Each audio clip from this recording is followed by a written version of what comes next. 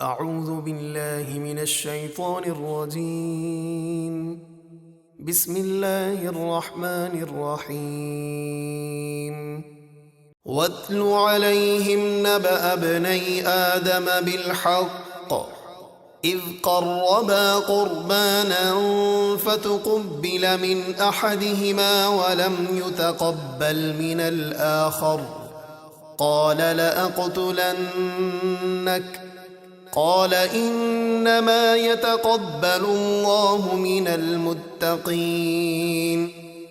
اور اے حبیب آپ ان لوگوں کو آدم کے دو بیٹوں یعنی حابیل اور قابیل کا سچا واقعہ سنائیے۔ جب ان دونوں نے قربانی پیش کی تو ایک یعنی حابیل کی قربانی قبول کر لی گئی اور دوسرے کی قبول نہ کی گئی، تو قابیل بولا قسم ہے میں تجھے ضرور قتل کر دوں گا۔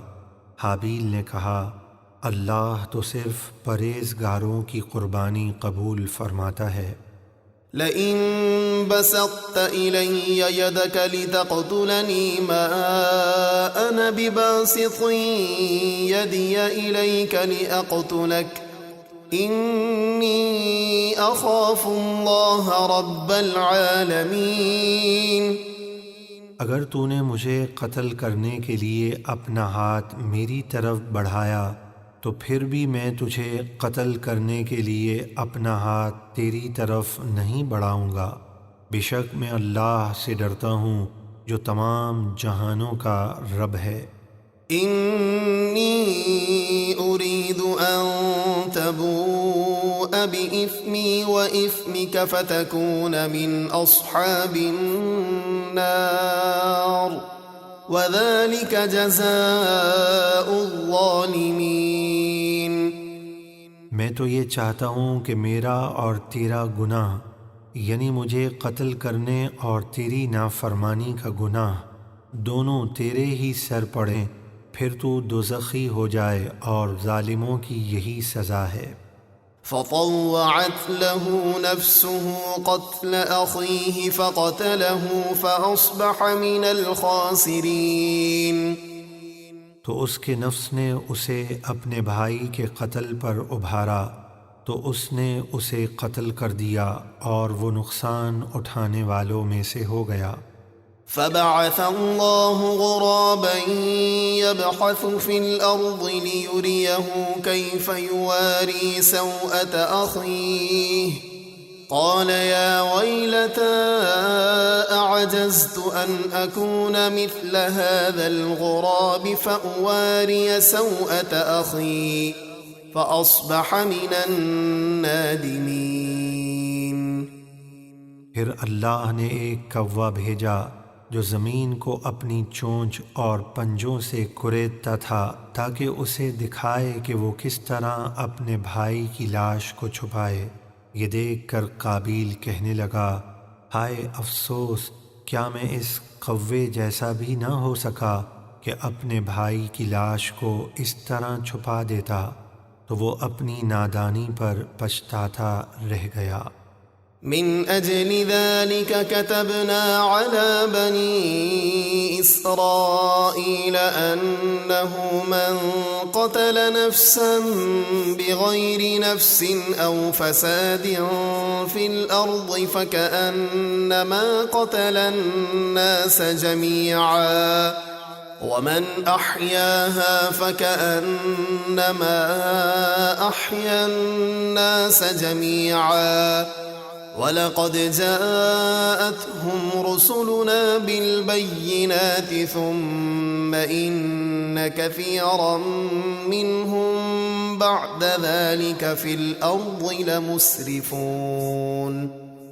اسی لیے ہم نے بنی اسرائیل پر یہ بات لکھ دی کہ جس نے کسی جان کو بغیر کسی جان کے بدلے یا زمین میں فساد پھیلانے کی سزا کے بغیر ناحق قتل کیا تو گویا اس نے تمام لوگوں کو قتل کر دیا، اور جس نے کسی ایک جان کو بچا لیا تو گویا اس نے سب لوگوں کو بچا لیا۔ اور بے شک ہمارے رسول بنی اسرائیل کے پاس روشن نشانیاں لے کر آئے پھر اس کے باوجود ان میں سے بہت سے لوگ یقیناً زمین میں حد سے بڑھنے والے ہیں۔ انما جزاء الذين يحاربون الله ورسوله ويسعون في الارض فسادا ان يقتلوا او يصلبوا او تقطع ايديهم وارجلهم من خلاف او ينفوا من الارض ذلك لهم خزي في الدنيا ولهم في الآخرة عذاب عظيم۔ جو لوگ اللہ اور اس کے رسول سے جنگ کرتے ہیں اور زمین میں دہشت گردی کرتے ہیں، ان کی یہی سزا ہے کہ اگر وہ قتل کریں تو انہیں چن چن کر قتل کیا جائے، یا قتل کریں اور مال بھی چھینیں تو انہیں سولی پر لٹکا دیا جائے، یا صرف مال چھینیں تو ان کے ایک طرف کے ہاتھ اور دوسری طرف کے پاؤں کاٹے جائیں، یا صرف لوگوں کو ڈرائیں تو وہ ملک سے نکال دیے جائیں۔ یہ دنیا میں ان کی رسوائی ہے اور آخرت میں ان کے لیے بڑا عذاب ہے۔ إِلَّا الَّذِينَ تَابُوا مِن قَبْلِ أَن تَقْدِرُوا عَلَيْهِمْ فَاعْلَمُوا أَنَّ اللَّهَ غَفُورٌ رَّحِيمٌ۔ مگر جن لوگوں نے توبہ کر لی اس سے پہلے کہ تم ان پر قابو پاؤ تو جان لو کہ اللہ بہت بخشنے والا، بے حد رحم فرمانے والا ہے۔ یعنی اگر دہشت گرد گرفتاری سے پہلے ہی سچی توبہ کر لیں تو وہ ان سزاؤں اور عذاب آخرت سے تو بچ جائیں گے، مگر لوٹے ہوئے مال کی واپسی اور قصاص باقی رہے گا۔